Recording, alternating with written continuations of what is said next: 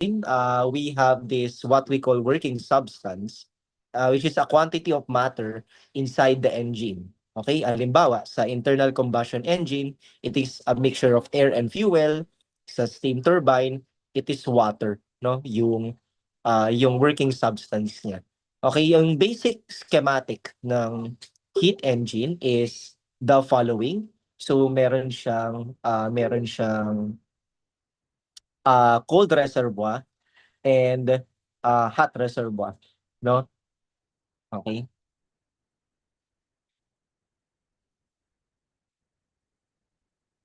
Okay, so hot reservoir and cold reservoir. So kukuha siya ng heat sa hot reservoir. Then gagawa siya ng work.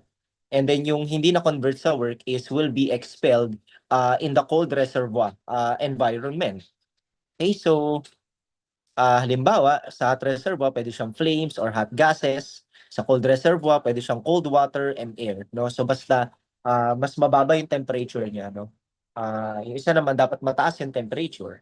So the work done is equal to by the conservation of energy. So equal siya sa heat received or heat supplied minus heat rejected. So of course, that would be the work done. Okay, and the efficiency is the amount of work done per heat supplied.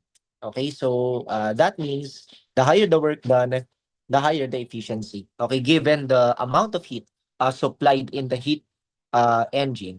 And nag-take tayo ng example. Okay, okay, wait lang. Ito, ay mga gagaan.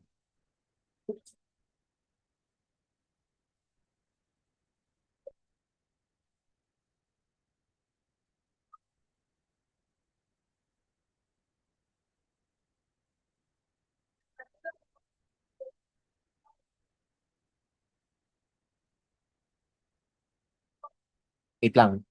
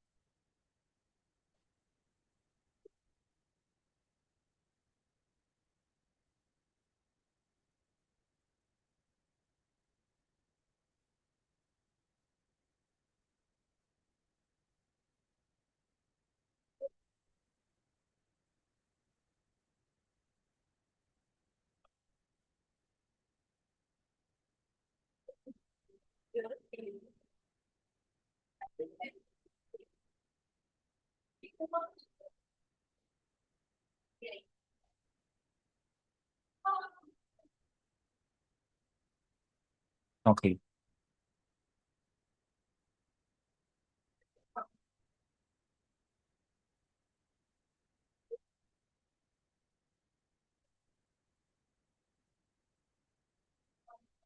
Okay. So ito, nasagutan na natin yung kagabi, right? So, punta tayo sa internal combustion engine. So, internal combustion engine is a specific example of a heat engine and uh, and wait lang, ang dami talaga.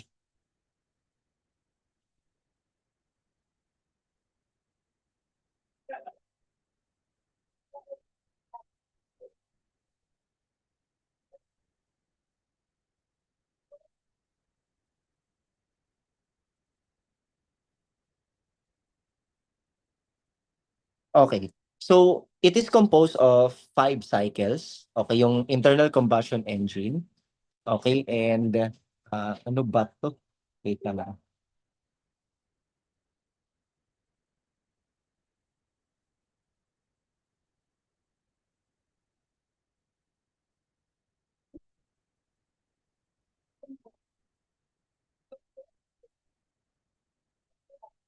Okay. So it is composed of 5 cycles. We have the intake stroke, compression stroke, we have also the ignition, power stroke, and also the exhaust stroke. So ano ba yung ginagawa ng intake stroke? So dito sa intake stroke is the piston moves down. Okay, nangyayari kasi is may piston. Ito yung structure niya. Okay, so halimbawa ito yung internal combustion engine and meron siya ditong valve. Okay, kumbaga parang meron ditong ito yung mga valve and then meron ditong piston.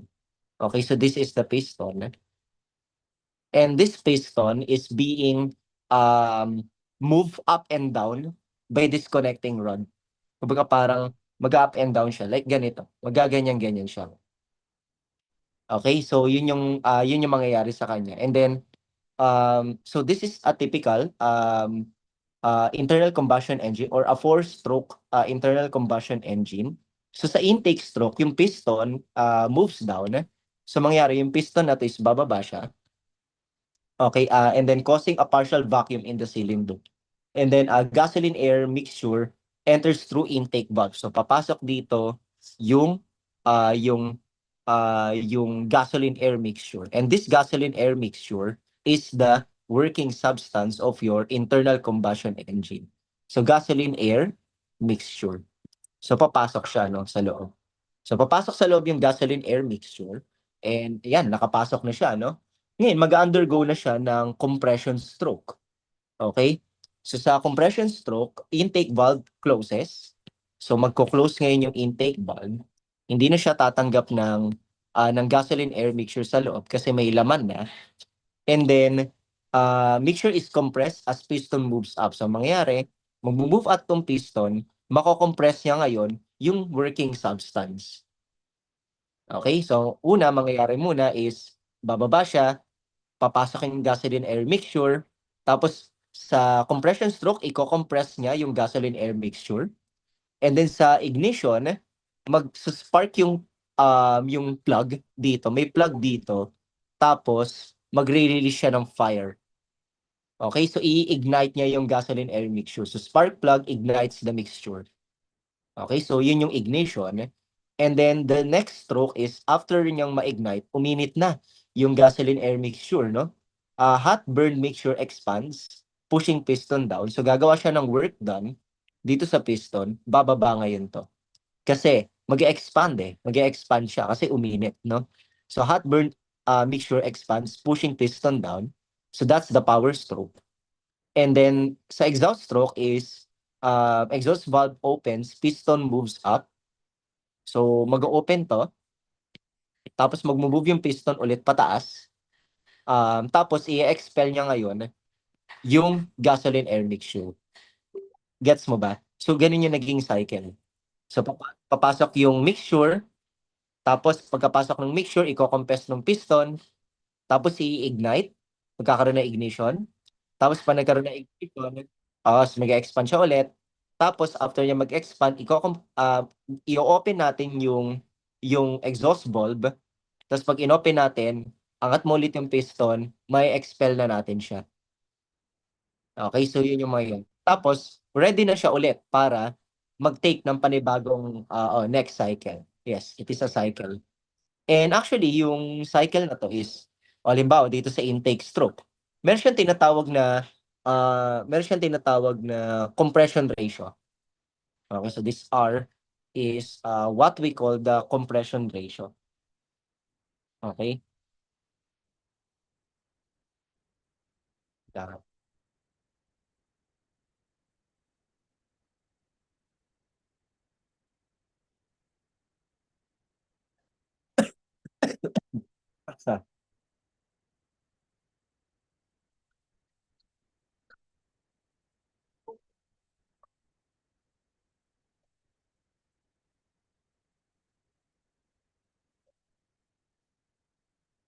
Okay. So, meron siyang tinatawag na compression ratio and as we can see, yung volume, 'di ba? May volume 'to eh. Kasi yung volume nito is let's say V. So, 'di ba, sa intake stroke, so mangyayari sa intake stroke, lalaki yung volume nito. Lalaki yung volume. Tapos, paglaki ng volume niya, lalaki siya by RV. So, parang ganun siya. Okay, so wait lang. Okay, so lalaki siya by this R times V. Kumbaga. Tapos after that is mangyayari lang. Okay, and then after that is compression stroke. So magkakaroon ng adiabatic compression. So ibig sabihin ng adiabatic compression, ibig sabihin ng adiabatic, walang heat involved, walang heat transfer. So walang heat escape, walang heat added. So ibig sabihin wala pa yung ignition, wala pa yan. Tapos sa mangyayari, magko-compress ulit siya, yung nag-expand na volume, babalik sa V. Okay, so babalik siya, no? So babalik siya, so that's what we call the adiabatic compression. And in the adiabatic process, lahat nagbabago. Temperature, tapos pressure, tapos volume, right? And then mag-ignite, maglalagay tayo ng heat. Okay, so heat added yan. And after heat added, magkakaroon siya ng adiabatic expansion. Kasi hindi naman parang mag-expel ng ano yan, hindi naman siya magkakaroon ng heat added habang nag-expand to. So that's what we call adiabatic expansion. Okay? So magkakaroon ng adiabatic expansion, babalik na naman sa R times V. So lalaki na naman yung volume. So magkakaroon din ng exhaust stroke, magko-compress na naman siya, babalik na naman siya sa V. So that's the cycle. Okay, now, if we, well, so that's our internal combustion engine. Yan yung pinaka-basic niya. Okay, so ngayon meron tayong mga what do you call this? Lang.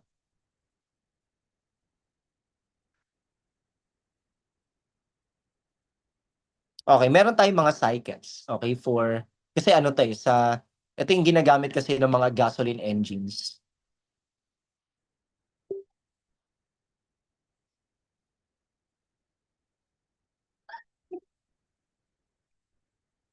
Okay, so yan yung mga ginagamit ng gasoline engines, and yung gasoline engine is ginagamit siya sa mga automobiles, yan.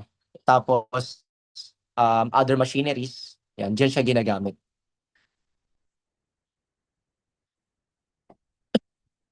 Meron. Oo. Kasi halimbawa, steam turbine, hindi naman gasoline yun. So water yun, water yung ginagamit. Okay, so anyway, okay. So mag-consider tayo ng mga cycles. Unahin natin yung auto cycle. Okay, kasi um, may pa na ba?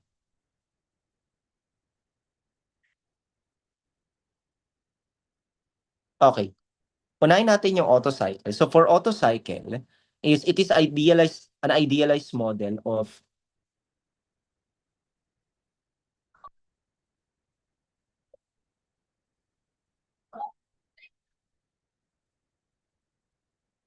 okay, so idealized model of the thermodynamic processes in a gasoline engine, no? And then it assumes that the mixture is an ideal gas. Okay, so yun yung naging mixture for auto cycle. Ngayon, ano ba yung meron sa auto cycle? So ito yung PV diagram kasi basically habang nagaganap yung cycle, okay, yung intake stroke, compression stroke, ignition, power stroke, exhaust stroke, dumadaan siya sa isang thermodynamic process, right?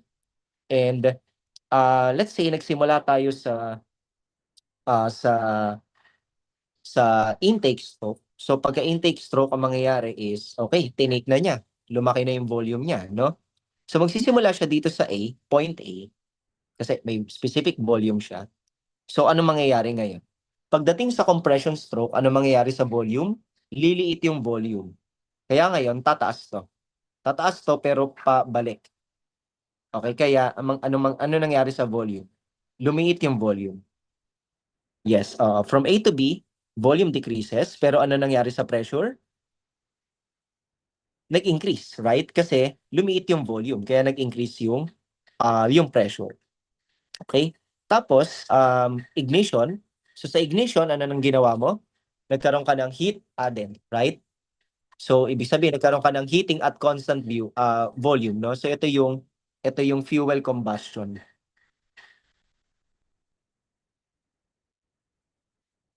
Okay, fuel combustion.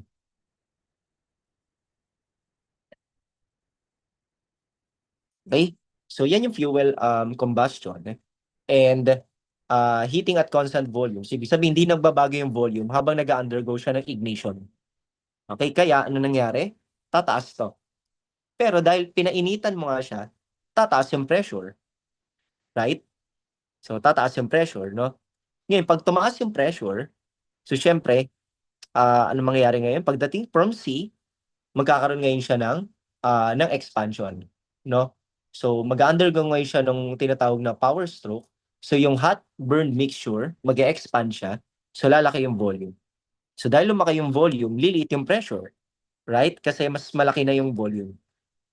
Okay? Tapos, ano mangyayari? Sa exhaust stroke, i-release mo na yung i-expel mo na yung exhaust.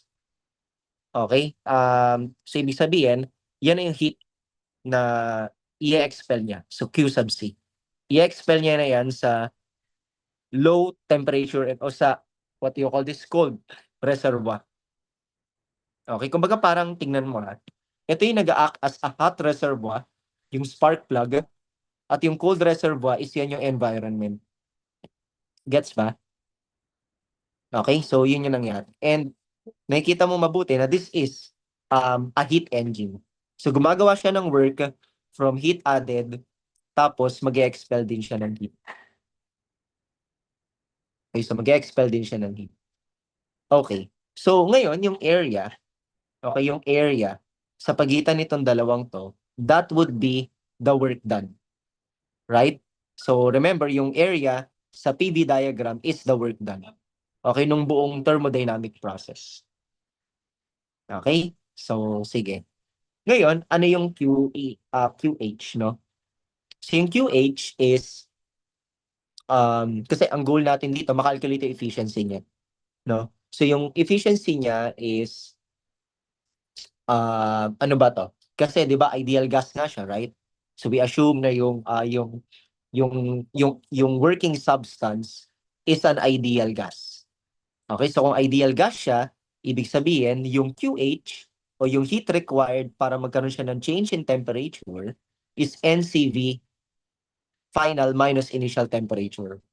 Tapos yung may expel na heat, ibig sabihin, magkakaroon siya ng change in temperature doon. So that's NCV um, final minus initial temperature. Gets mo ba? So yun yung QH and Q sub C. Tapos, gagamitin mo lang yung thermal efficiency. Okay? So, equal siya sa 1 minus QC over QH. Okay? So, equal ngayon siya dito dito, no? And, dahil nga nag-undergo siya ng adiabatic process from A to B and from C to D, remember, adiabatic process yan, remember? Kasi, di ba, from A to B, and from C to D, so yan yung adiabatic process. Wait lang may tumatawag.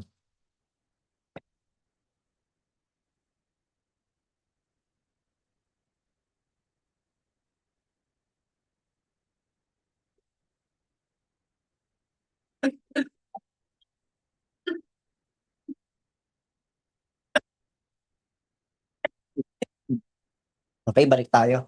Nawala. Okay, so adiabatic process siya. So for adiabatic process, syempre nagkaroon siya ng change in volume, pressure, and temperature kasi adiabatic process yan. So ibig sabihin, susundin niya to. Right? Susundin niya yan. So kasi ang nangyari dito is meron siyang mga temperature sa kanya-kanyang points. So sa point A, ang temperature niya dyan is T sub A. Tapos sa point B, ang temperature niya dito is T sub B. Ang temperature niya sa C is T sub C. Tapos yung temperature niya sa D is T sub D. Okay, so may mga kanya-kanyang temperature sila. Okay, remember, adiabatic process yung nangyari. So ibig sabihin, nagbago yung volume, yung pressure, and at the same time, the temperature. Kumbaga parang ito yung constant temperature curve. Gets mo ba? Okay, yan yung natutunan natin before, no? And malinaw na that's an adiabatic process. Okay, so ibig sabihin, from A to B and from C to D, ito yung susundin natin na expressions. Okay, so that's an adiabatic process. Parang meron siyang gamma, no? So yung gamma is constant, right? So ngayon, from this, we're going to realize na yung E is equal to 1 minus 1 over R gamma minus 1. So kumbaga parang iwan ko na sa'yo kung paano mo siya mapapalabas. Okay, ang gagawin mo, this one and this one, yes, yung dalawang yan, gagamitin mo, and you're going to discover na yung thermal efficiency niya is 1 minus 1 over R gamma minus 1. Okay, so ang task mo is paano mo siya mapapakita. Okay, pero ano lang naman, madali, algebra lang naman. Okay, so sige. So that's your auto cycle, no? And so even parang infinite. Hindi naman, kumbaga parang ano nga siya, susuplayan mo siya. Magsa-cycle lang naman 'yan, oo.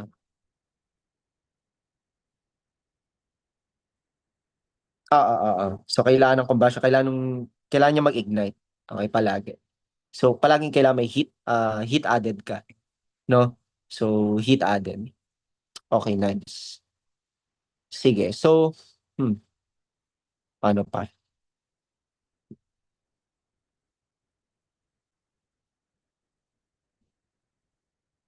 Okay. So next is, so we have also the diesel engine. So sa diesel engine is, or sa diesel cycle rather, is no fuel at the beginning of the compression stroke. And kasi 'di ba kanina sa compression stroke, may fuel na diyan. Pumasok na siya doon sa intake stroke. So nandun na siya sa loob tapos iko-compress mo na lang siya. Pero dito, no fuel at the beginning of the compression stroke. Fuel is injected at the beginning of the power stroke. So ibig sabihin sa power stroke mo pa lang siya i-inject, no? Similar operations sa gasoline engine. So yung pinaka-difference lang is that yun nga, wala siyang fuel sa beginning ng compression stroke. So yun lang yung pinagkaiba niya. Okay, and then a little before the beginning of the power stroke, ano ba yung nangyayari sa power stroke? Sa power stroke, nagkakaroon ng adiabatic expansion. Okay, so doon pa lang magkakaroon ng fuel. Okay, sa before the beginning of the power stroke, no? And then the injectors start to inject fuel directly into the cylinder fast enough to keep the pressure approximately constant during the first part of the power stroke. Okay, so sobrang bilis. Because of the high temperature developed during adiabatic compression, the fuel ignites spontaneously as is injected.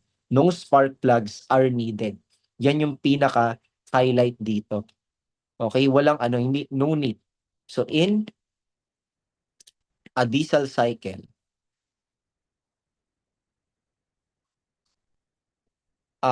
yes. Yes, yes. So in a diesel cycle, no ignition is needed. Okay, para magkaroon ka ng heat added, no? Okay, so no ignition is needed. Okay, yan yung pinakaano niya. Kasi, ano ba yung nangyayari, no? So dito is, what do you call this? Kasi na-develop na during adiabatic compression yung nagkaroon siya ng high temperature because of adiabatic compression. So nangyari is, ito yung A, kalimutan ko ilagay. So this is the A, and B, tapos C, and then we have also the D. Ayan. So ano ba nangyayari? So una is walang intake stroke to, una, no? So mangyayari is compression muna, magko-compress muna siya. So magbi-build yung pressure sa loob. Okay, magbi-build yung pressure sa loob. Tapos after niyo mag-build, mangyayari is bago pa mag-power stroke is i-ano niya na. Kumbaga parang a little before the beginning ng power stroke, magi-inject na siya ng fuel directly into the cylinder. Ano? Yes, yes, oo, dapat. Pero mabilis yan gagawin. Kailan siya pwedeng mag-inject? Hindi. Kapag hindi diesel, sa ano pa lang, sa intake stroke pa lang. Oo. Mm. Oo. Oo. Late na siyang papasok doon sa engine. Sa ano kasi, sa auto cycle, pumapasok agad yung fuel sa intake stroke. Tapos, yes, oo, kumbaga parang ganun. Tapos, mangyayari is, so dito is magko-compress muna siya. So magkakaroon ng compression. Tapos after that is mag-inject ka fast enough para yung pressure is mag-remain constant. Okay, so fast enough to keep the pressure approximately constant during the first part of the power stroke, no? So, mangyayari is pag pumasok siya sa loob is mangyayari may high pressure na kasi sa loob eh. Mangyayari tataas yung temperature niya. Okay, so pagtaas ng temperature, magkakaroon ngayon ng power stroke. Okay? Magkakaroon ngayon ng power stroke, no? Tapos pag nagkaroon ng power stroke or adiabatic expansion, mangyayari is kasi nag-develop yung high temperature eh. Kaya mangyayari diyan is pag ito um, ano siya, kumbaga parang habang ini-inject mo siya, spontaneous siyang magsa-spark, okay? Or magi-ignite. Okay? So magkakaroon siya dito ng spontaneous ignition. Okay? As it is injected. O, yun yung nangyayari. Okay, so habang ini-inject mo siya, nag-i-ignite na siya. Okay, yun yung nangyayari. Okay, kasi ano siya, kumbaga parang, okay, mabilis mo siyang pinasok sa beginning hindi mo na kailangan ng ano, hindi mo na kailangan ng plug, hindi mo na kailangan ng extra heat source. Kasi dito is kailangan mo siya. Like meron kang ano dito, 'di ba? Meron kang spark plug kumbaga. Yun yung mag-a-add ng heat. Okay, pero dito hindi mo na siya need. Kasi habang ini-inject mo siya sa beginning of the power stroke is constant yung pressure, pero dahil na-develop na yung high temperature during the adiabatic compression, so nangyari is mag-i-ignite siya spontaneously habang ini-inject mo siya.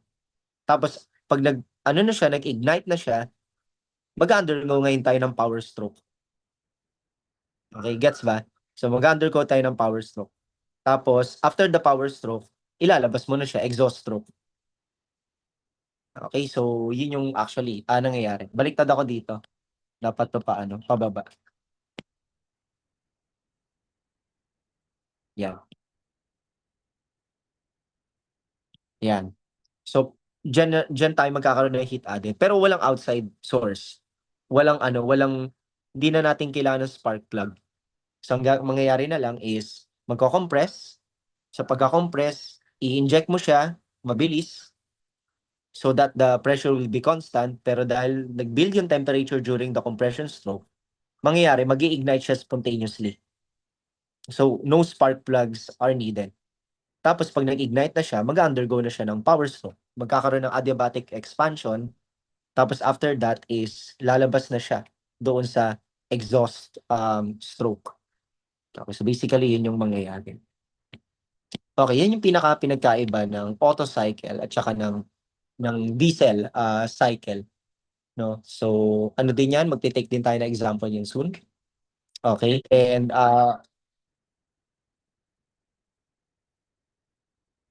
yun, wala, hindi na natin kailangan ng ano, hindi na natin kailangan ng outside source of heat. Okay? So, hindi na natin siya kailangan. Okay, so punta tayo sa refrigerator.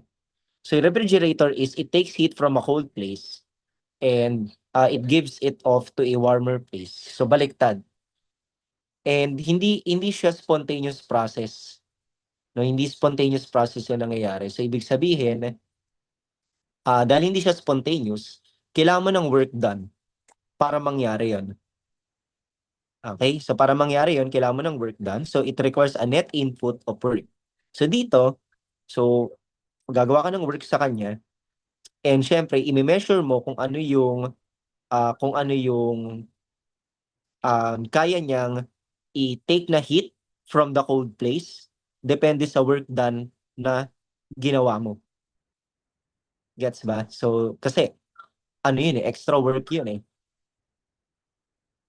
Oo, ganun yung mechanism niya. Okay, kaya,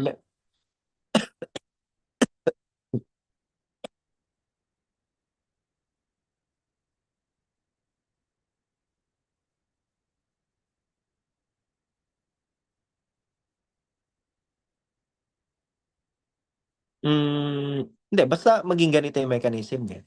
Na magte-take siya ng heat from the cold place, tapos i-expel niya sa hot place, which is not spontaneous. Refrigerator yun. Oh, pwede ka makabon. Paano yun? Paano yun? Paano iswa? Yung sa heat engine? Oo.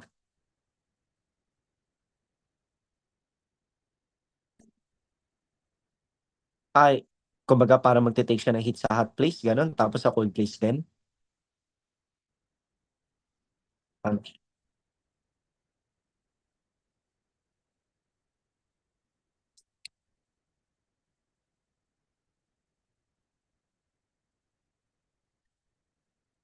Heater to refrigerator. Ay, yan ang hindi ako sure. Kung pwede natin siyang gawin. Oo. Okay, sige.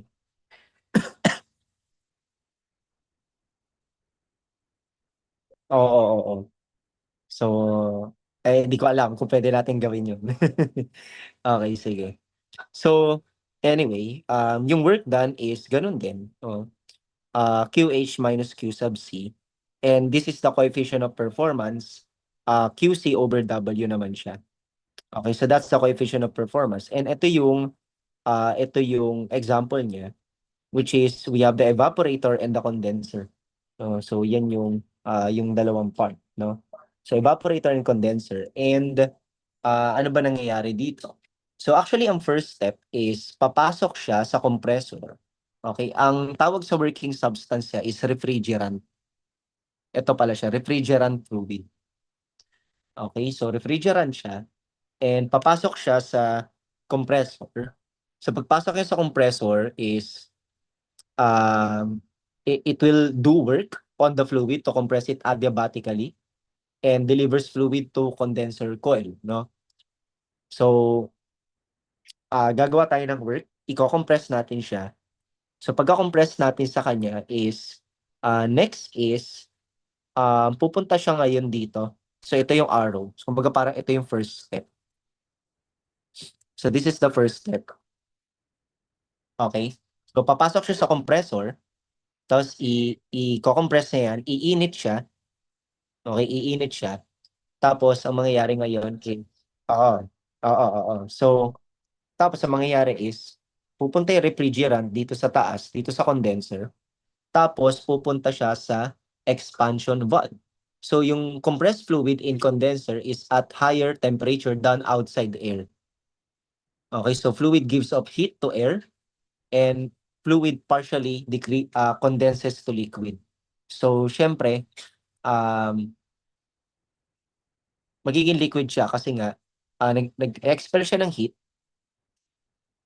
Okay, so magbibigay siya ng heat siya. So parang ano ba to? This is Q. So magbibigay siya ng heat, no? So after that is dadaan siya dito sa expansion valve. So diyan sa expansion valve is ito yung number 2, no? So dadaan siya sa condenser sa number 2. Okay, tapos after that dadaan siya sa expansion valve. So ang gagawin niya sa expansion valve is the fluid will expand adiabatically through expansion valve. So pag nag-expand siya, after expansion, fluid in evaporator is at lower temperature, no, than the inside of refrigerator. Okay, so low temperature siya compared doon sa loob ng refrigerator. So fluid absorbs heat.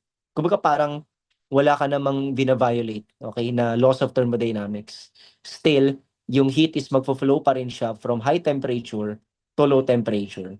Ang ginagawa mo lang is you do work para mangyari to. Okay, yun. Um, you do work para mangyari to. So ibig sabihin, papainitin mo siya.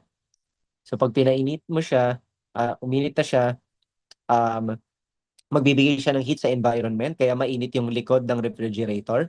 So pagdaan niya ng condenser, mag-expand siya. Pagdating sa evaporator, malamig na siya. Okay, malamig na yung fluid. So fluid absorbs heat, and then cooling contents of the refrigerator, and fluid partially evaporates to vapor. Okay, so yun. Tapos after that, pupunta na siya dito sa compressor. Okay, and another cycle begins. So mangyayari, yung refrigerant, i-compress na naman, kasi nga malamig siya, i-compress ulit, iinit. Okay, tapos mag-expel na naman siya ng heat. So after that, lalamig na naman siya. Like, yun yung cycle. Okay, so we have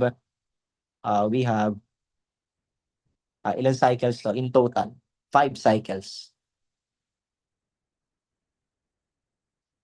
Okay, so gets ba? So meron tayong total na 5 cycles. So dadaan siya sa compressor, from compressor, condenser, expansion valve, evaporator, tapos mapupunta siya sa low pressure, babalik siya sa compressor kasi low pressure na siya. Okay, or yung low pressure na refrigerant is babalik na siya doon sa compressor. Okay, so gets ba? Yun yung okay, nice. Sige. Ano pa? Okay, so actually that's it. And siguro pwede na tayo mag-take ng ano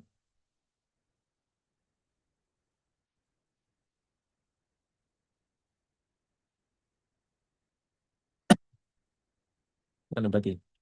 Hindi ko pala siya natuloy na pala dito. Wala na pala ako nun. Kaya pala parang bitin siya. Okay, so punta tayo sa second law.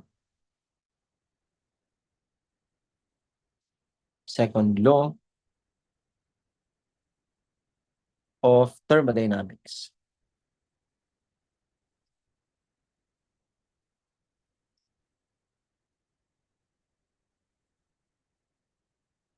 Okay, so for second law of thermodynamics, ano ba yung sinasabi niyo?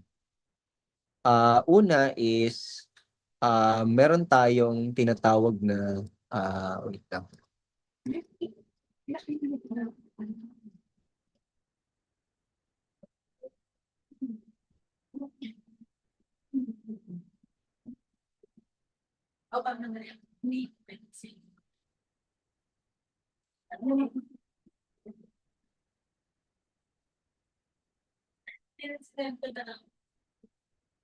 Ay, bago pala to. Carnot engine muna. Hindi ko na makalimutan. So yung Carnot engine, it is important to realize na yung Carnot engine is not a perfect engine.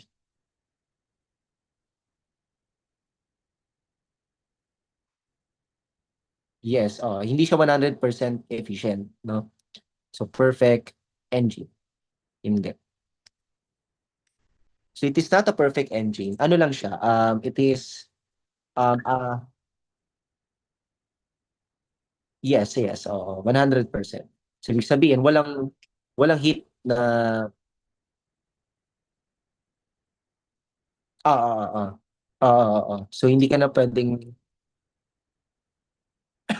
No. Oo, hindi pwede. Kasi mababiolate na yung second law of thermodynamics. Okay, so itong Carnot engine is the best possible engine. And then hindi siya, non-violating siya ng second law. No? So important yan. And it is a hypothetical idealized heat engine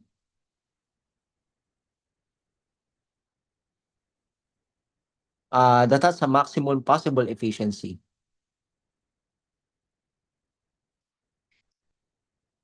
Maximum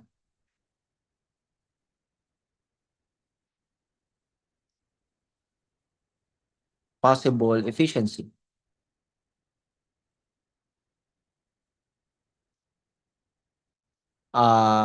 Consistent with second law. Ayan. Important yan.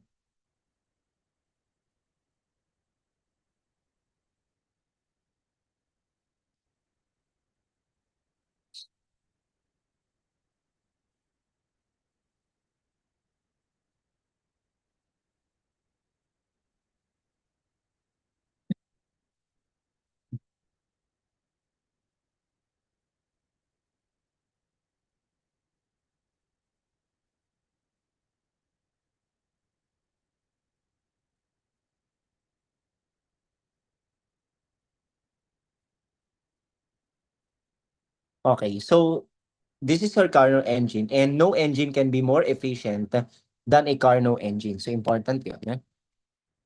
Una is no engine can be more efficient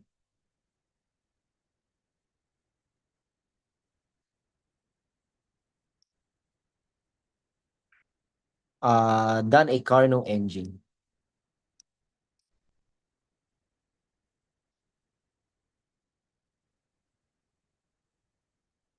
Operating between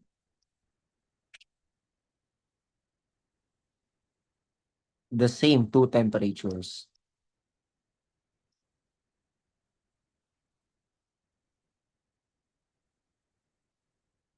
Okay. Tapos is no refrigerator. Kasi magkaiba yung heat engine tsaka refrigerator. Baliktad sila. So no refrigerator can have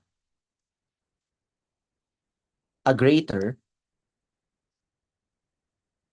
coefficient of performance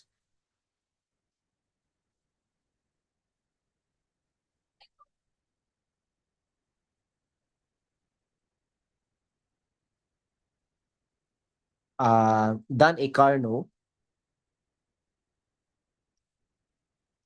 refrigerator.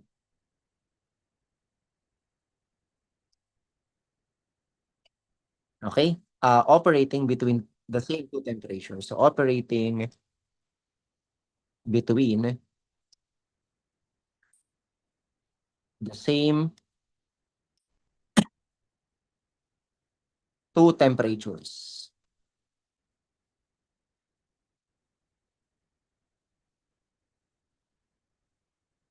Okay. Tapos is, okay. So ito is, na-discover to ni Sadi Carnot or na-develop niya to. So the Carnot engine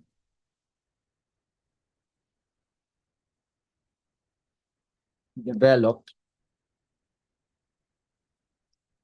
by Sadi Carnot in 1824. Okay, so yan yung mga facts about Carnot engine. And we want to explore ano yung Carnot cycle. Okay, so mag-build tayo ng PV diagram. Okay, PV diagram. So this is the P and this is the V. Okay, and we have this uh,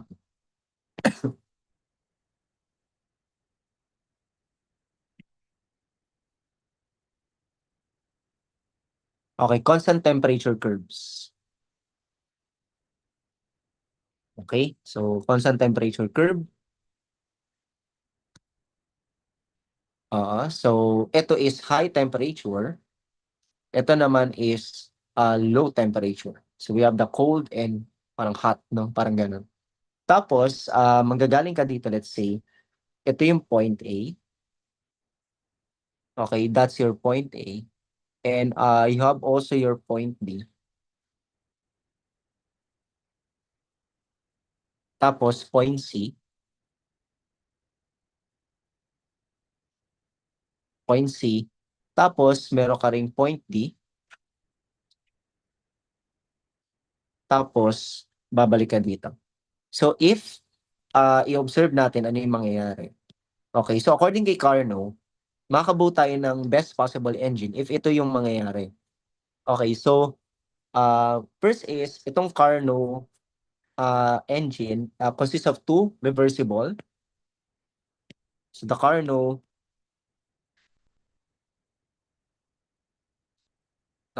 engine consists of two reversible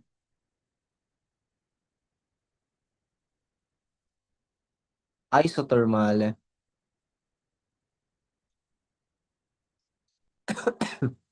and two reversible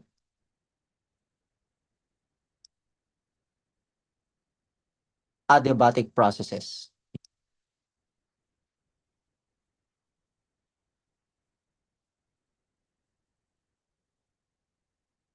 Okay? So yan yung sa Carnot engine. So it consists of two reversible isothermal and two reversible adiabatic processes. Okay? So pag isothermal ibig sabihin constant temperature um constant temperature process. Pag naman adiabatic process is no heat transfer na process, no? Okay, so punta tayo dito sa Carnot engine. So una is magsa-start tayo dito sa letter A, point A, state A. Tapos, sa mangyayari, mag-expand yung gas. Okay, so mag-expand siya at constant temperature. So, ibig sabihin, sa part na to, so this part here is the first isothermal process. Okay, first isothermal process yan, no? And then, sa process na to, mag-absorb siya ng heat. Okay, so mag-absorb siya ng heat. Ibig sabihin, papasok yung heat dito.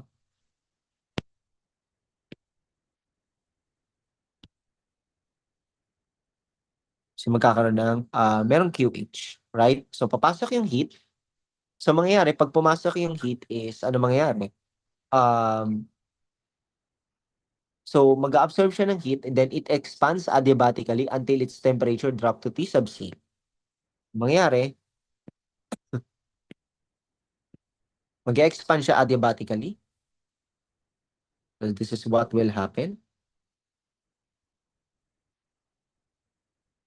Baga parang, gawin natin accurate.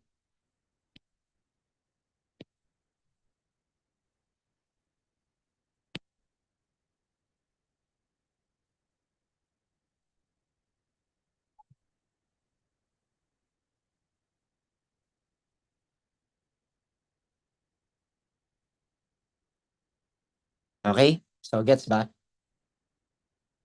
Natin. Yeah. So adiabatic process yung susunod, no?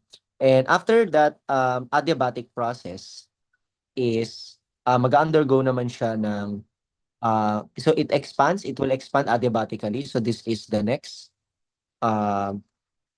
so this is adiabatic process.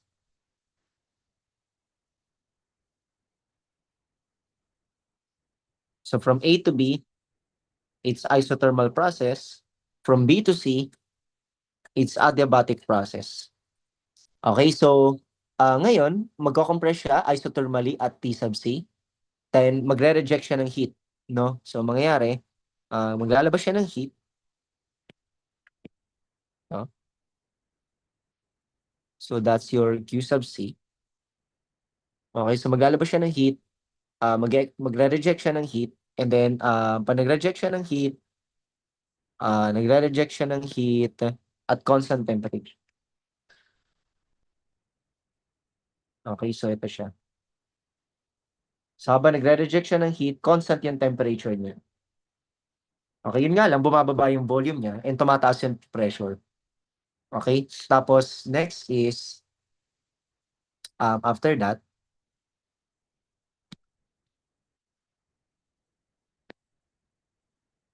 yun natin after.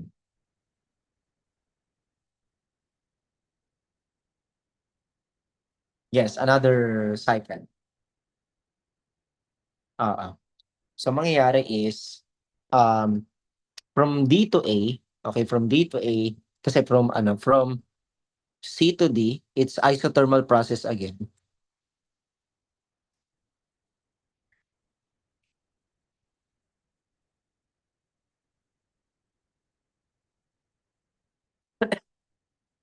Tapos from D to A is another adiabatic process. Kaya magbabago yung temperature niya. No? So, adiabatic process dito.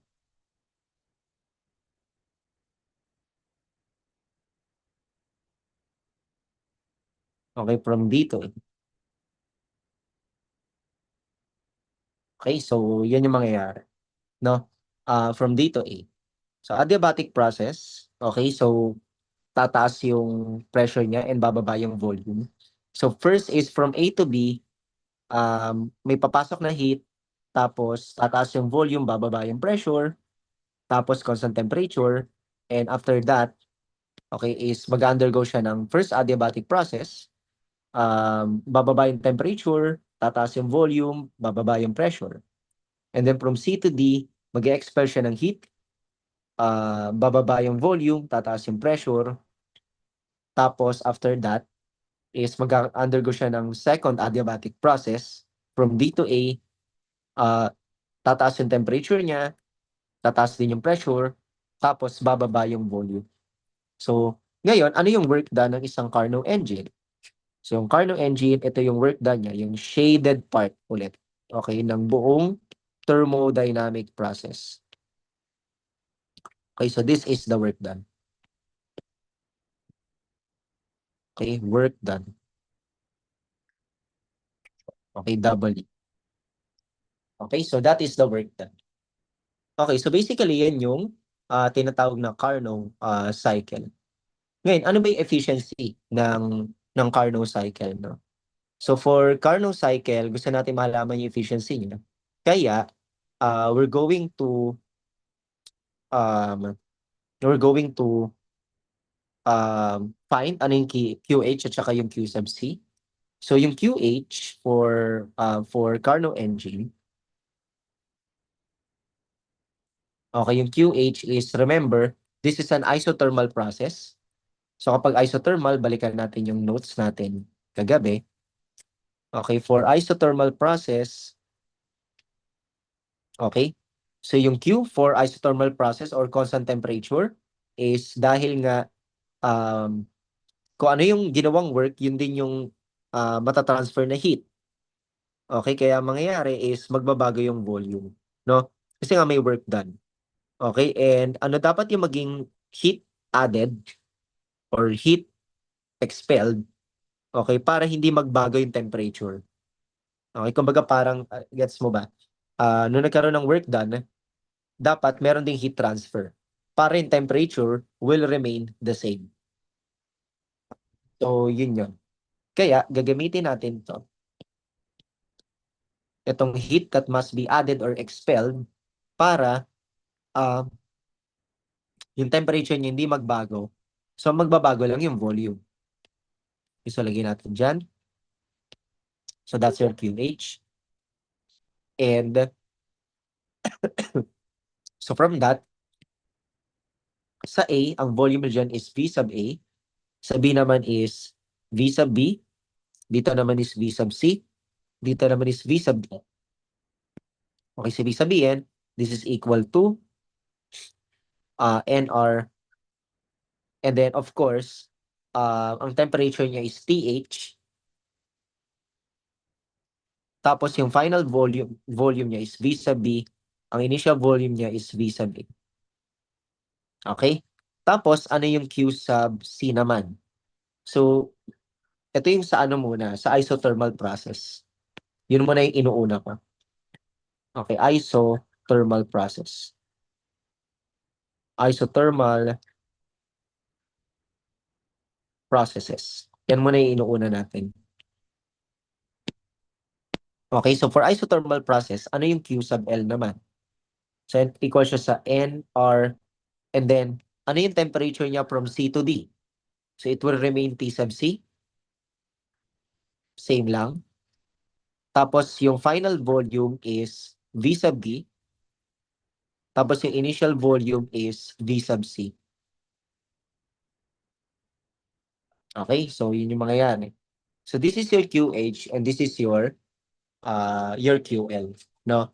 Ngayon, ang gagawin natin is i-calculate natin yung thermal efficiency. Okay, so for thermal efficiency,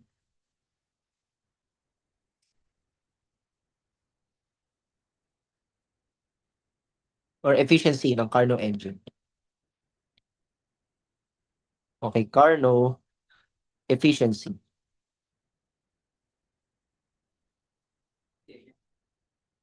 Hindi. Hindi. Same lang. So, Carnot is equal to 1 minus, ito din yung formula dati, QL over QH. Okay, so yun pa rin yung formula. Pero ang pinagkaiba lang, lalagay natin to. So, paglilagay natin, lahatin, 1 minus QL. Ano yung QL? NR T sub C. Tapos, we have VD over V sub C all over NR TH. Tapos, V sub B over V sub A. Okay, and I guess makakancel na natin yung susunod. Pag na-cancel natin yung NR, anong matitira? So, matitira is, we have Carnot efficiency is equal to 1 minus T sub C over T sub H. Tapos meron kang ln of V sub D over V sub C over ln of, may ln pa pala to, kulang pa ako. May ln pa to.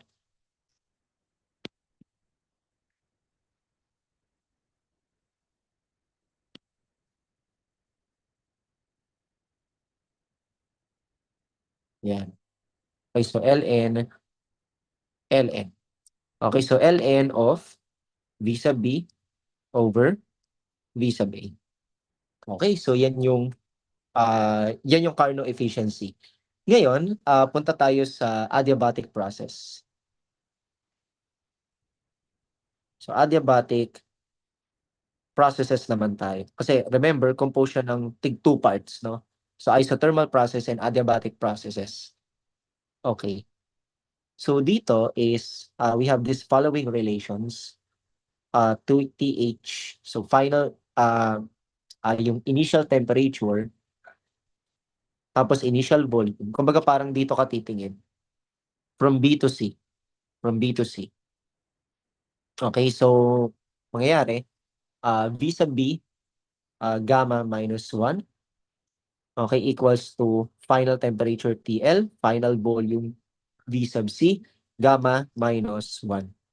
So, another relation is H, tapos VA, gamma minus 1, equals to TL, V sub D, gamma minus 1. So, ito naman yung sa dito. From D to A naman siya. Okay, so ito is from B to C. Ito naman is from D to A. Okay, so from D to A siya. Okay, so that's it. Yan yung mga adiabatic processes. And divide natin siya both sides, no? So, ang gawin natin, TH, V sub D, gamma minus 1 over TH VA gamma minus 1 equals to TL V sub C gamma minus 1 over TL V sub D gamma minus 1. Okay, so ano mangyayari dito? So mangyayari is cancel TH, cancel TL. So matitira is V sub B um, raised to gamma minus 1 over V sub A gamma minus 1 equal to V sub C gamma minus 1 over V sub D gamma minus 1.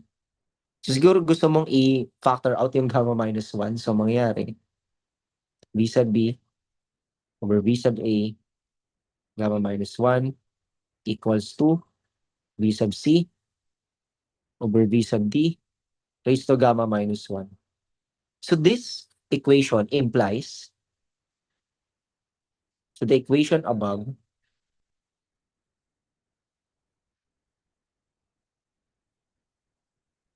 hindi. Ang gagawin mo is dahil pares silang naka-raise to gamma minus 1, eh meron kang equal sign.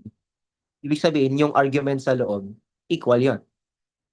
Ibig sabihin, V sub B, V sub A equal to sub C.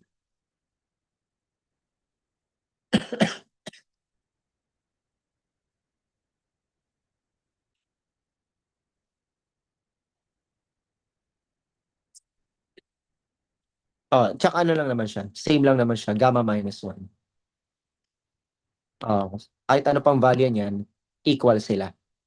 Ayan. So, ito yung ini-imply niya. So, V sub B over V sub A is equal to V sub C over V sub D.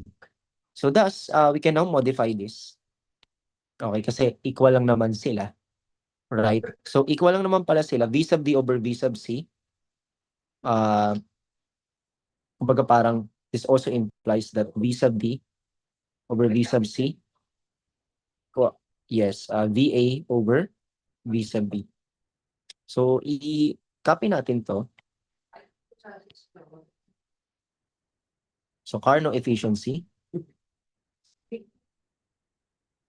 equals to this one.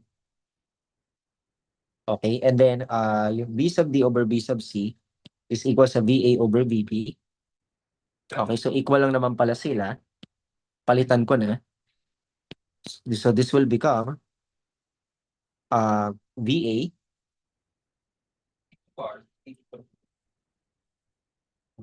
over V sub B. Okay, so yan yung implication niya. Paano kaya?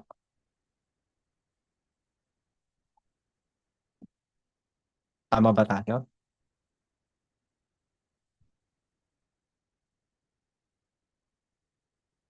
Okay, may baliktad data.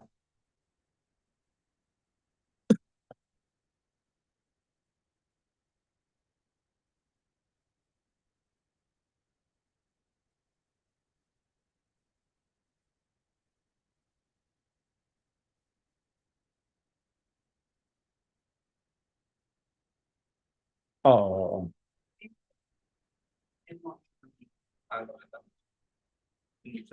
Okay. Kasi 'di ba,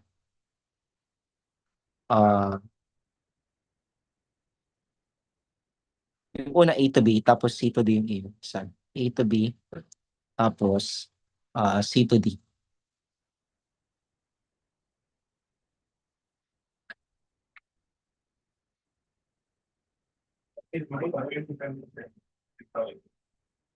Wait lang, balikan natin equation.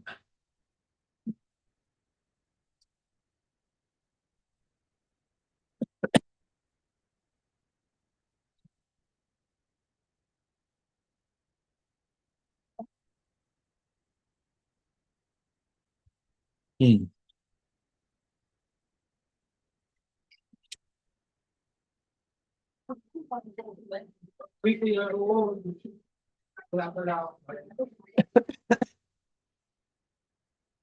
Hmm. Ano kaya tanong yan?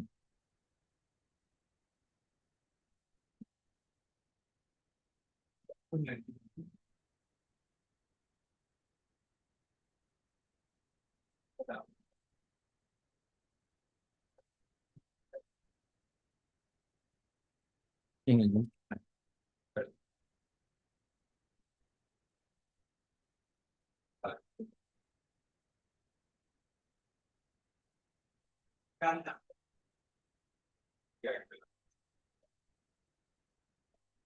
Hmm. Siguro ang gawin natin ano,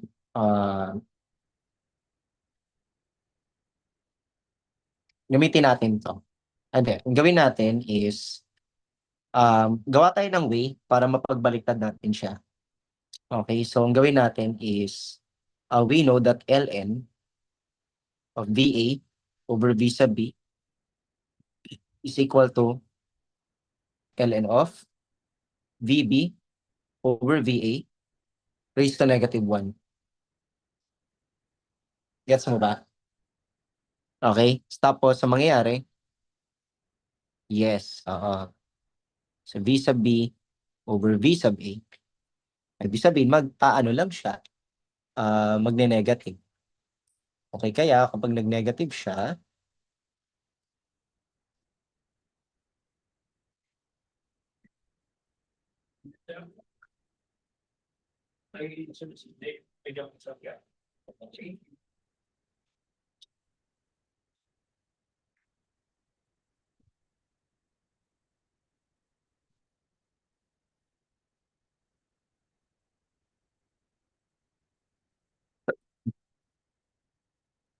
ay may ano pala 'to,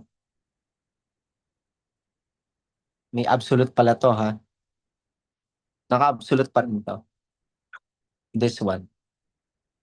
Okay, gets ba? Wag natin kakalimutan yun. So, naka-absolute 'to, yan. So, ibig sabihin, if we manipulate this, 1 minus, ilabas mo na yung eto, T sub C over T sub H. Okay na yun. Tapos yung isa is magiging negative ln of VB, over VA, right? Over, ln of V sub B over V sub A. Ayan, may negative. So, ibig sabihin, ano mangyayari sa kanya? 1 minus T sub C over T sub H, tapos -1. Okay, so ibig sabihin, equal lang siya sa 1 minus TC over TH. Kasi magiging positive lang siya. Gets ba? Okay, so ibig sabihin, ito na yung efficiency ng Carnot. So, ang simple lang siya.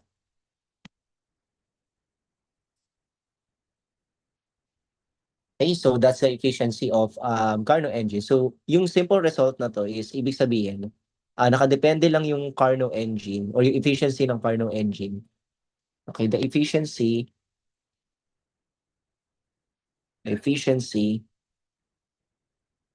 of Carnot engine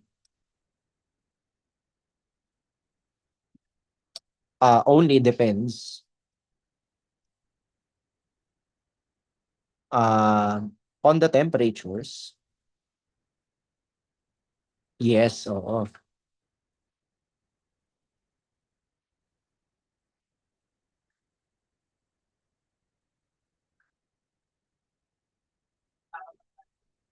Yes, oo. Kasi, tingnan mo there are two ways. Okay, ways for Carnot efficiency to become 1. Ano yung ways na yun? Una, is dapat, yung T sub C dapat 0 Kelvin. O kaya, yung isa naman, yung T sub H approaches infinity. Gets ba? So, ibig sabihin, these two reservoirs are not possible. Okay? Therefore, 100% efficiency does not exist. even for the best engine, which is the Carnot engine. Gets ba? Okay? So, hindi pwedeng mag-exist yung 100% efficiency. Okay, gets mo ba? So, impossible siya.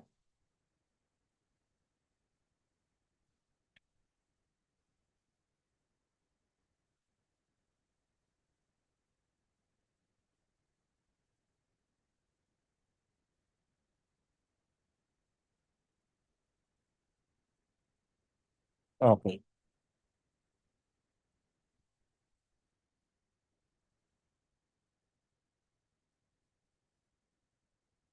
Next is,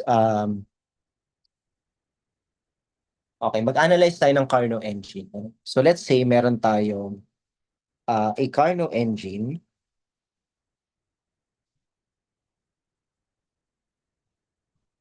takes 2,000 joules of heat from a reservoir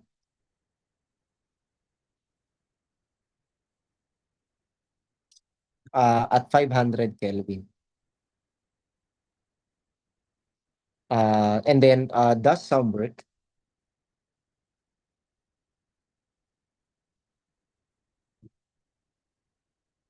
and discards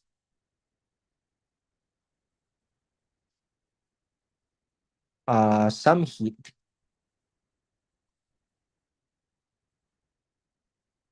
to a reservoir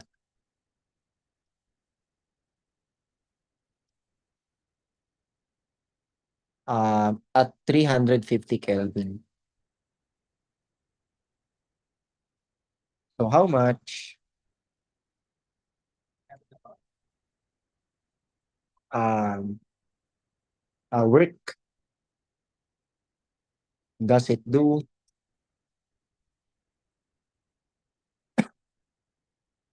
so how much heat is discarded and what is its efficiency?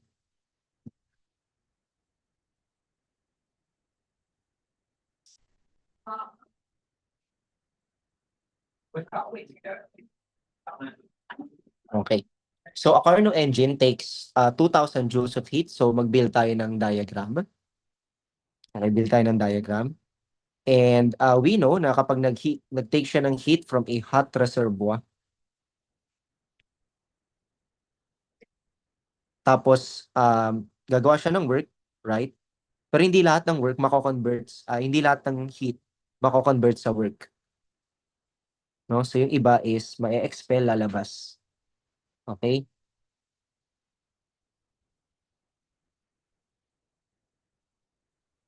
QL. Okay, so lalabas siya sa cold reservoir.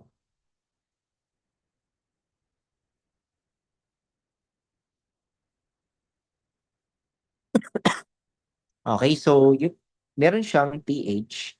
Ito naman T sub L. Okay, and this is your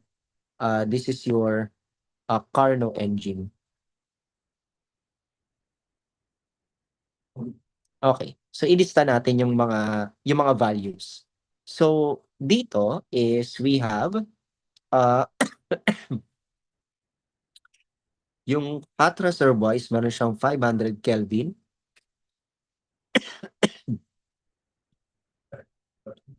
Yung cold reservoir is meron siyang 350 Kelvin. Okay? Tapos meron siyang work done na 2,000 joules. So the question is, ano daw yung work done? Hindi. Nagtitake pa siya ng 2,000 joules of heat. Hindi pala work done to. That's QH, which is 2,000 joules. So magtitake siya ng 2,000 joules of heat from a 500 Kelvin hot reservoir and i-expel niya yung some heat to a cold reservoir. Tapos gagawa siya ng work. So ang question is, ano yung work done? Okay, how much work does it do? Okay, so paano natin siya malalaman? So we know yung work is QH minus QL. Right? So um, yan yung work done. Alam na natin yung QH is 2,000. However, ang hindi mo alam is yung QL. And paano mo malalaman yung QL? Um, so paano natin malalaman yung QL?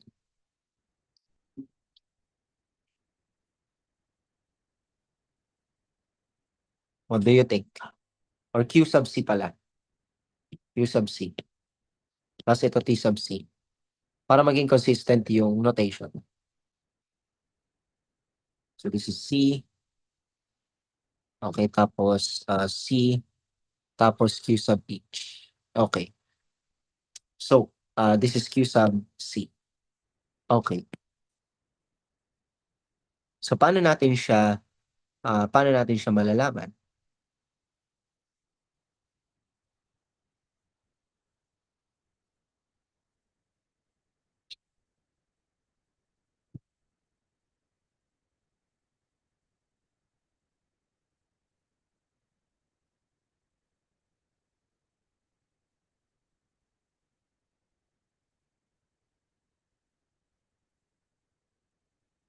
Balikan natin dito. Ah, ah.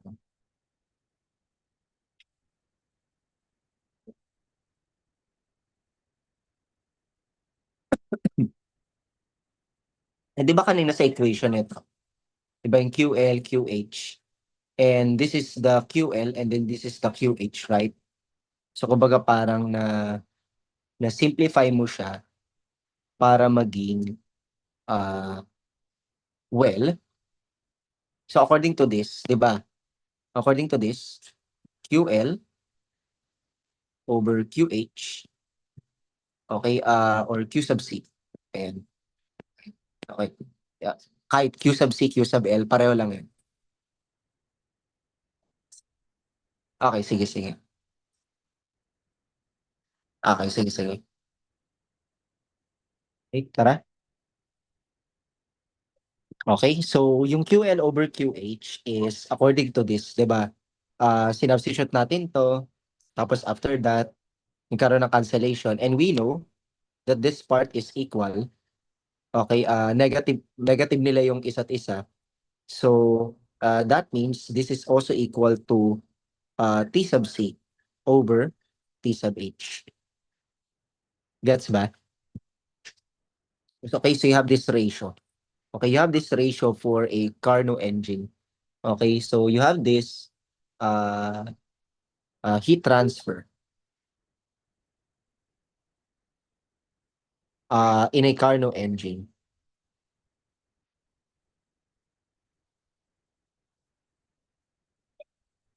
Okay, so heat transfer in a Carnot engine. Okay, so ito yung gagamitin natin ngayon. Gagamitin natin siya. So from that, makikita na natin what is, so let's use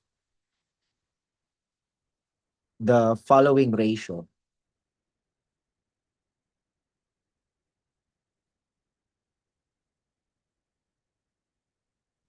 Okay, so yung ratio na to. And from this ratio, okay,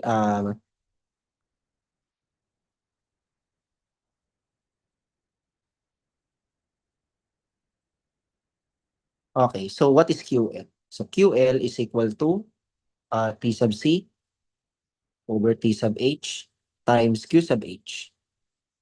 So gawin natin is lagay natin siya dito. Okay, so we're going to have work is equal to QH minus QL. So remember, ganyan siya. Okay, so ibig sabihin equal siya sa T sub C over T sub H tapos Q sub H. And you can factor out Q sub H. Q sub H times 1 minus T sub C over T sub H. Okay? So, gets mo ba? Okay, so that means you have, what is QH? QH is 2,000 joules. Tapos, tapos you have 1 minus T sub C is 350 Kelvin divided by 500 Kelvin. Okay, so what's the answer?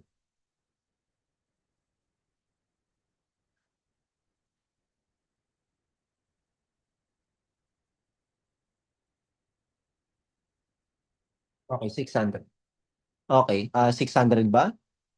600, no? Okay, 600 joules. Okay, so ibig sabihin, sa 2,000 na sinupply nating heat, 600 yung magagamit natin. Okay? So, tingnan natin efficiency later on. No? Okay, how much heat is discarded? So, gagamitin natin yung formula na to. So, how much heat is discarded? So, you have work is equal to QH. Tapos, ano ba? Okay, tama na. Okay, QH minus Q sub C. And Q sub C is what? Q sub C is equal to QH minus work done. So that means equal siya sa, so Q sub C is equal to, what is QH? QH is 2,000 joules minus 600 joules. Okay, so anong sagot? So ang answer is 1,400 joules. Okay, so ibig sabihin, sa 2,000 joules, yung 600 doon is magiging work done at yung 1,400 doon sa 2,000 is madi-discard as sa cold reservoir. Okay, gets mo ba?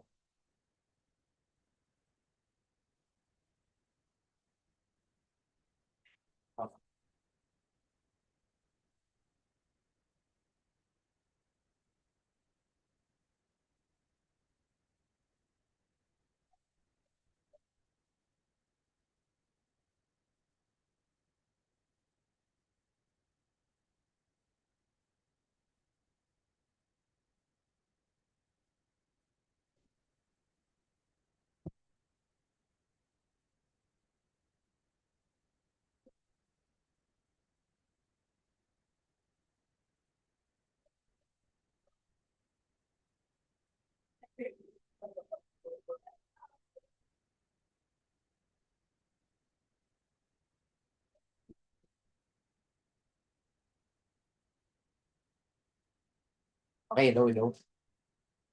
Kala ko nagre-ring yung bell. Okay.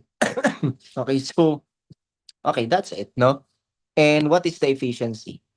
So, Carnot efficiency is equal to 1 minus, ano ba ang Carnot efficiency?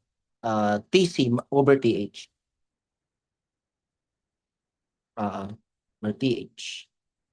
Ayan. Tapos, magiging 1 minus, cold is 350 Kelvin over TH, which is 500 Kelvin. So, ano yung efficiency niya?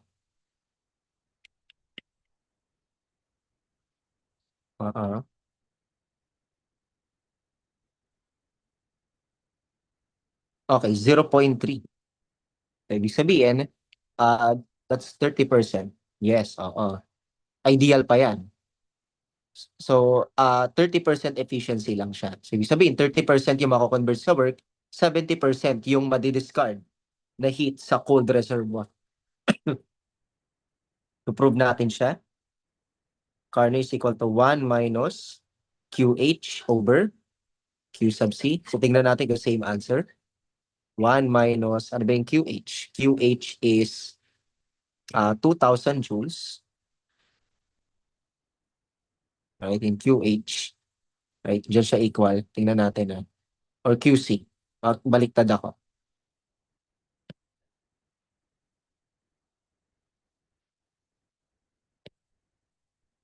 Okay? Tapos QC is 1,400 joules. O anong sagot?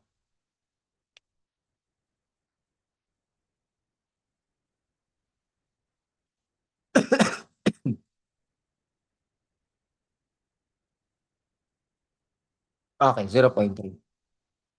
Yes, same lang sila. Okay, 30%. Pwede yung gamitin. Okay, or kaya pwede mo rin gawin na Carnot is equal to work done per heat supplied. So, ang work done is 600 joules. Tapos yung QH is 2,000. Anong sagot?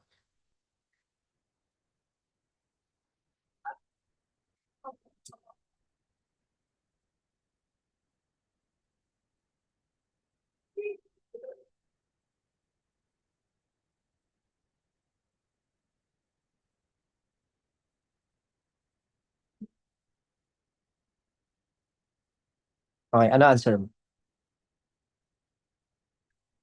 600 over 2,000. Okay, 0.3. O, di ba? So, lahat sila match. Okay? Dapat. Dapat, oo. Okay, how about ito? Okay, suppose meron tayong, suppose, a 0.200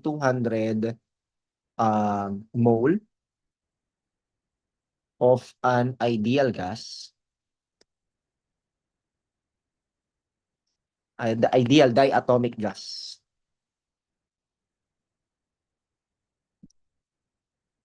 And meron siyang gamma is equal to 1.40. Okay, undergoes. So remember yung gamma na yun is just a ratio, no? Undergoes a Carnot cycle.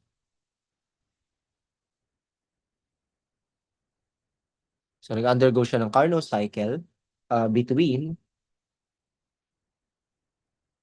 227 degrees Celsius and 27 degrees Celsius. Starting at initial pressure, which is 10.0 times 10 raised to 5 pascals at point A,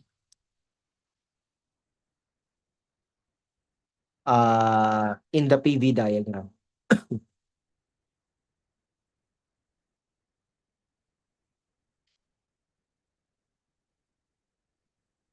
Okay,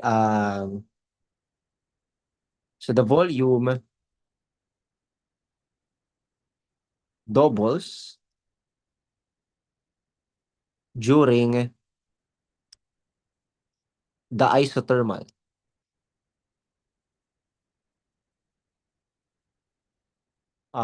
expansion.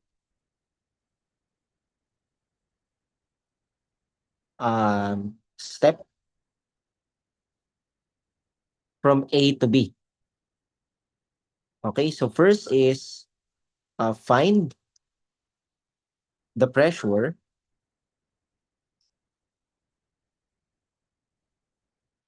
and volume at points A, B, C, and D. Okay, so try mo nga sagutin. Wait lang .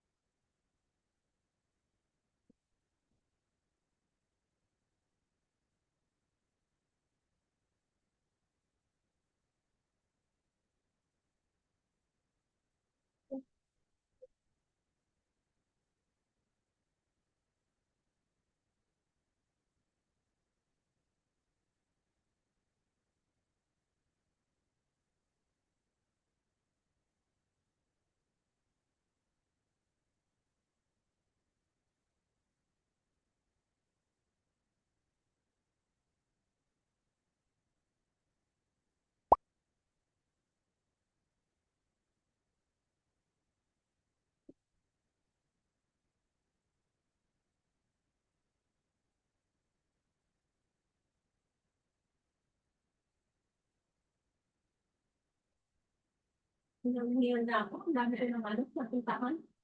Dinala ko sa legal yung kay Ma'am Bema. Nantay ko din sa property. Yun naman pala, second to the last daw sila.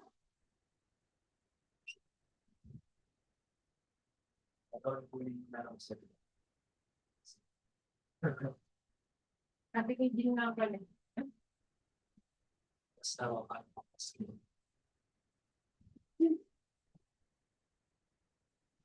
Let's get ready na. Sige ma'am, iwan mo na lang ako dito ma'am. Kung ano. Ingat ma'am. Ay, hello. Okay, so tara. Oo. Mm. Mm. Mm. Mm. Mm. Mm. Oo. Wait, ano ba yung mga equations na pwede? This one, no? Uh, T1 V1.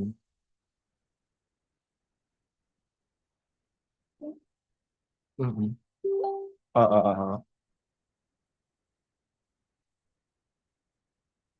Mm. Mm. Okay, tignan natin. Ah, hmm. So suppose a 0.200 mole of an ideal diatomic gas undergoes a Carnot cycle between 227 and 27 degrees Celsius, starting at PA. So basically, build natin yung PV diagram para ma-appreciate natin siya. Okay, so we have the P and V. And ito yung two temperatures. Okay, so we have TH tapos T sub C. So TH is 227 degrees Celsius. Ingat, ma'am. Tapos 27 degrees Celsius. Okay, tapos starting at A, so magsa-start ka sa um, so ito yung point A. Remember, point A, tapos meron kang point B, tapos point C, tapos point D, tapos, yun. Okay, so you have this pattern.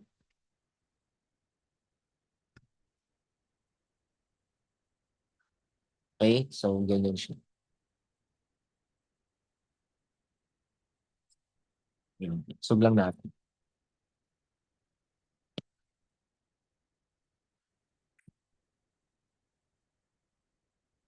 Okay. So that is the pattern, no? Meron tayong Carnot cycle. And yung first is uh, the volume doubles during the isothermal expansion, step A to B.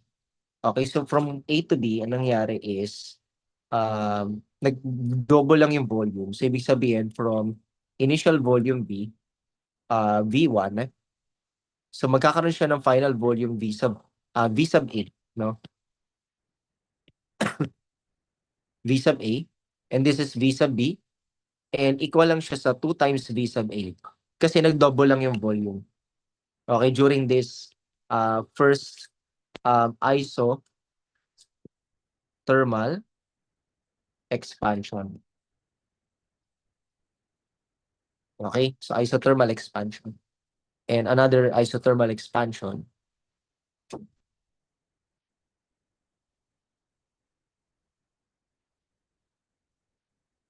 Yes. So you have this adiabatic expansion, yes. And adiabatic compression.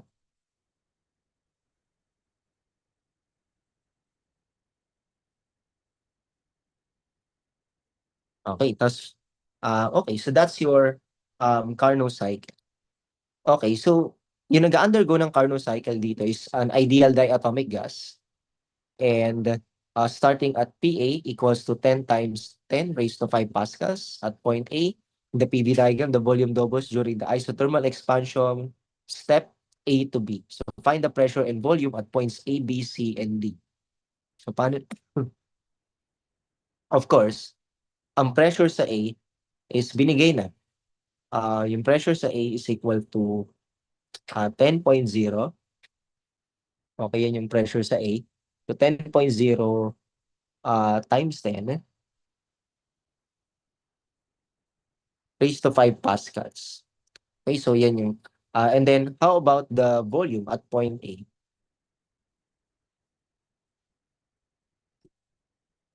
And RT over P. Okay. Gamitin natin. We have PV, PA, VA is equal to NR TA. Nice. Tapos, or TH. Okay, so ibig sabihin, from this equation, you have VA equals to NRTH over P sub A. Okay. Tapos, isa-substitute mo lang, N is 0.200 moles. Tapos, R is, yes, 14 joules per mole Kelvin. Tapos, yung alin? Yes, oo. Kasi ito, this is 500 Kelvin and this is 300 Kelvin. Tama, no? Okay, so 500 Kelvin siya. Huwag na natin isama yung 0.15. Okay, divided by PA. So, ang PA is 10.0. Sige, sir. Ingat, sir. raised to 5 pascals. So, anong sagot?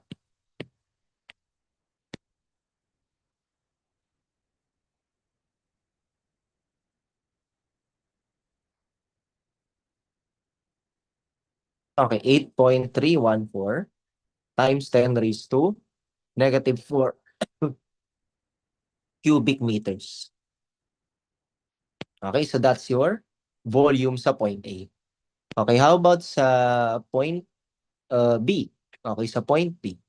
So sa point B, basically, ano nangyari sa volume? Diba, nangyari sa volume is yung V sub B is double lang ng V sub A. Tama ba? Sabi dito, nag-double siya. The volume doubles during the isothermal expansion from A to B. Okay, so that means yung volume sa B is 2 times 8.314 times 10 raised to negative 4 cubic meters. So, anong sagot?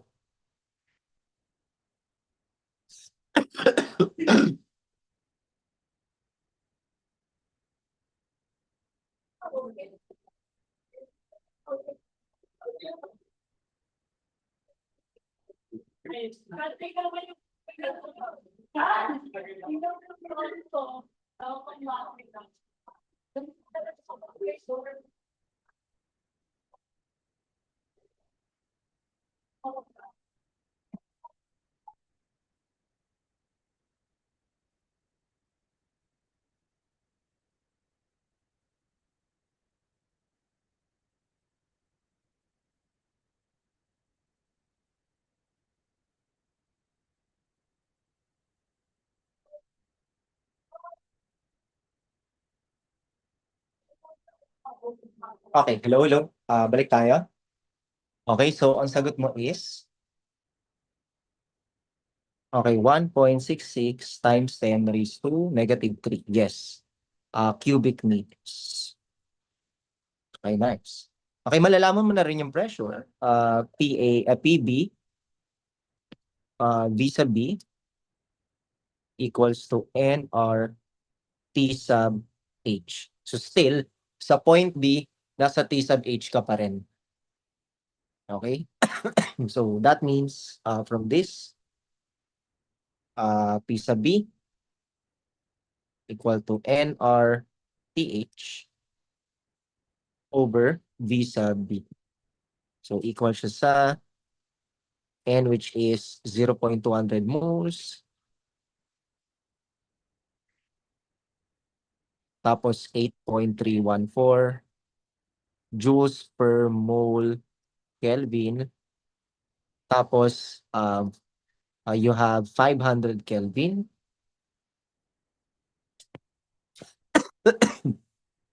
All over V sub B, which is 1.66 times 10 raised to negative 3 cubic meters. Ano kayo sagot?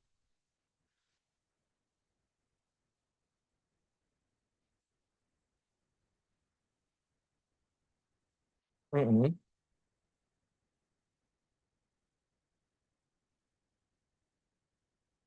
Ah, ah.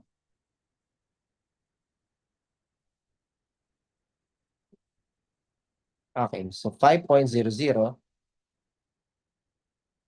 Yes. And actually, tama. Tama ka. Oo. So, 5 times 10 raised to 5 pascals. Yes. So, yan yung pressure sa point B. Mm-mm.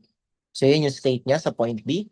About sa point C. Sa point C is nag-undergo ka ng adiabatic expansion. Okay, so from that, you have to use this equations.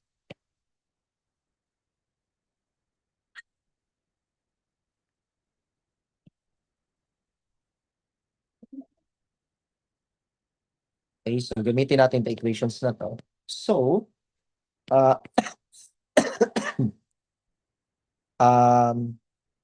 okay, so you have uh, uh, T sub, convert na natin, T sub B, V sub B, gamma minus 1 equals to T sub C, V sub C, gamma minus 1, right? Isa naman is P sub B, V sub B equals to P sub raised to gamma, is P sub C, V sub C raised to gamma. Okay, so tingnan natin ano yung mga volume. Okay, so V sub C is equal to P sub B, V sub B over V sub B gamma minus 1. Okay, so yun siya. Or paano kaya natin ito mare-resolve?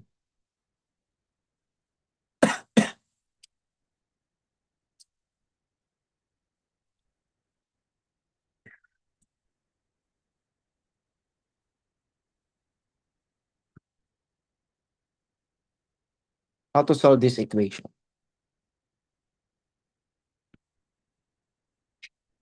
Diba? Ganyan siya. So V sub C, ay hindi. Ano yata? Okay, V sub C, gamma minus 1 equals to T sub B, T sub B, gamma minus 1 over T sub C.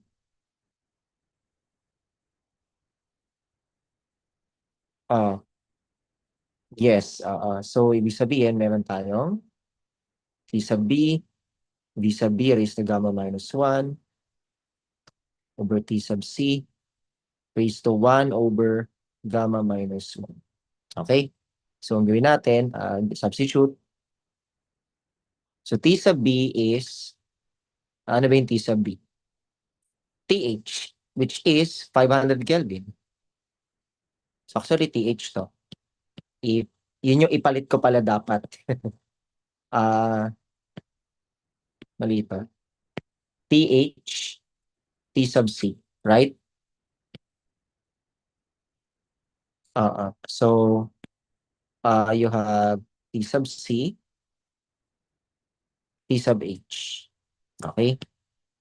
T sub C, T sub H. Okay, nice. So, yung TH is 500 Kelvin. Tapos yung volume, V sub B is 1.66 times 10 raised to negative 3 cubic meters raised to 1.40 minus 1 divided by T sub C, which is 300 Kelvin raised to 1 over 1.40 minus 1. Anong sagot?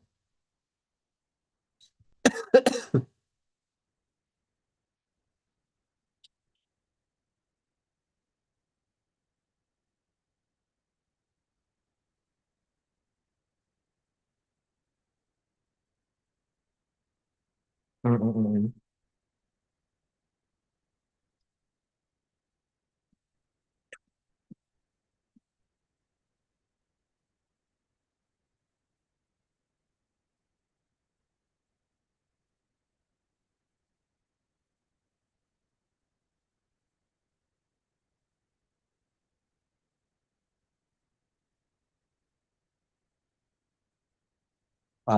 Sure ba yun? Okay, so you have, okay, 5.96. Okay, times 10 raised to negative 3. Tama ba ako? Right? So, negative 3 cubic meters. Okay. Diba? Tapos, paano mahanapin yung pressure sa C? So, P sub C, V sub C equal to NR, T sub, syempre yung C is nasa lower temperature na siya. Okay, so, ibig sabihin, from this equation, you have P sub C equals to NR T sub C over V sub C. So, magkakaroon tayo ng 0.200 moles times 8.314 joules per mole Kelvin. T sub C is 300 Kelvin all over V sub C, which is 5.96 times 10 raised to negative 3 cubic meters. Ano answer natin?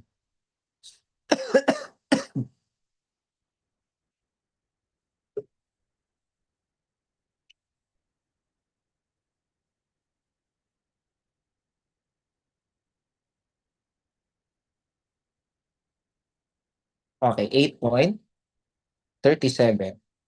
times 10 raised to 4. 4. Okay, good. Pascals. Nice. Okay? O, sige. Sagutan natin yung actually may susunod pa dito. Okay. Sagutan natin sa Wednesday. Okay? Sige. Sagutan natin yung mga susunod. Yung B, C, and D actually. Marami siya. Okay? Naiwan ako sa office. Sige. So, ah, oo, sige. So, kita tayo ulit sa bye-bye, bye-bye. Thank you, thank you. Baka may multo eh.